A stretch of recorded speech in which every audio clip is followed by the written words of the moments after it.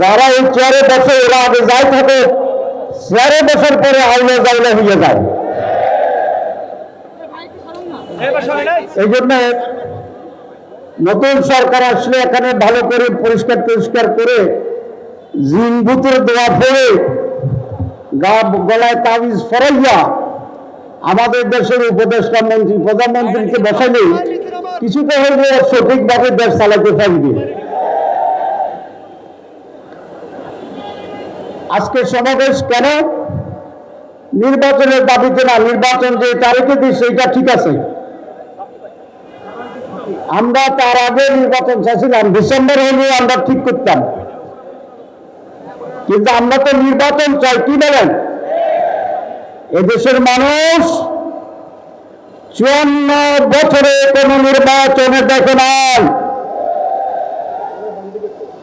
এবার মানুষ আশা করে এবার একটি সুষ্ঠু নির্বাচন হবে।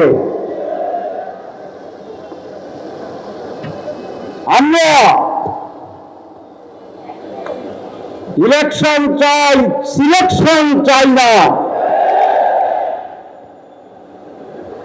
এই নির্বাচন একটি ডিজাইনের মাধ্যমে সম্পন্ন করে জনগণের ভোটাধিকারকে আবার হরণ করার পায়তারা ষড়যন্ত্র চলছে।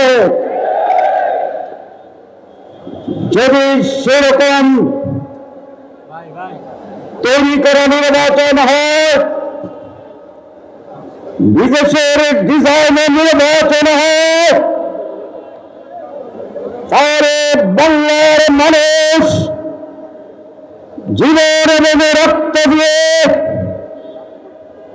একটি সুষ্ঠু নির্বাচন আদায় করবে ইনশাআল্লাহ। আমরা আবারও বলতে চাই মাইকে, বাংলাদেশ জামাত ইসলামী নির্বাচনে যেতে চায়,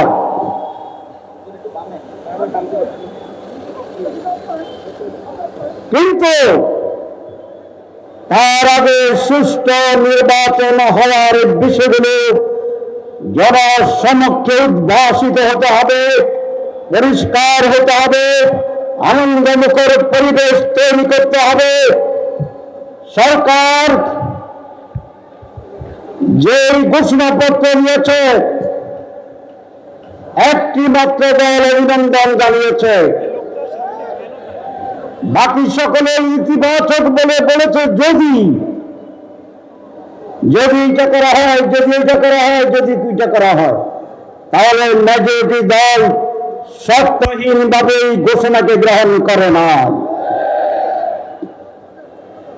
নির্বাচনে আমরা বলেছি সুষ্ঠু নির্বাচনের জন্য সংস্কার জরুরি। সরকার বলেছে, প্রধান উপদেষ্টা বলেছেন, মাসের পর মাস সংস্কার কমিশন করে আমাদের প্রচুর সময় নিয়েছেন, ব্রেনস্টর্মিং হয়েছে। সব কিছুতে ঐক্যবদ্ধ হওয়ার পরে তারা বলছেন এটার কোন আইনি ভিত্তি নাই। তাহলে আইনি ভিত্তি যদি না থাকে তাহলে সংস্কার কি হয়েছে? ইমানের 3 অংশ, মুখে উচ্চারণ, মনে মনে বিশ্বাস এবং কর্মে বাস্তবায়ন। সংস্কারের 3 অংশ, ঐকমত্য পোষণ, আইনি মর্যাদা প্রদান এবং সেটাকে কার্যকর করণ।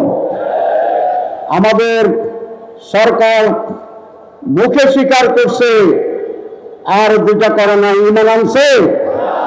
সংস্কার হয়েছে, আপনি বলছেন সংস্কারে জরুরি। এখন সংস্কার ছাড়া আপনি কি করতে চান? আমরা চাই যে সমস্ত জায়গায় সংস্কারে আমরা একমত হয়েছি সেইটার আলোকে আইনের মাধ্যমে আগামী নির্বাচন হতে হবে।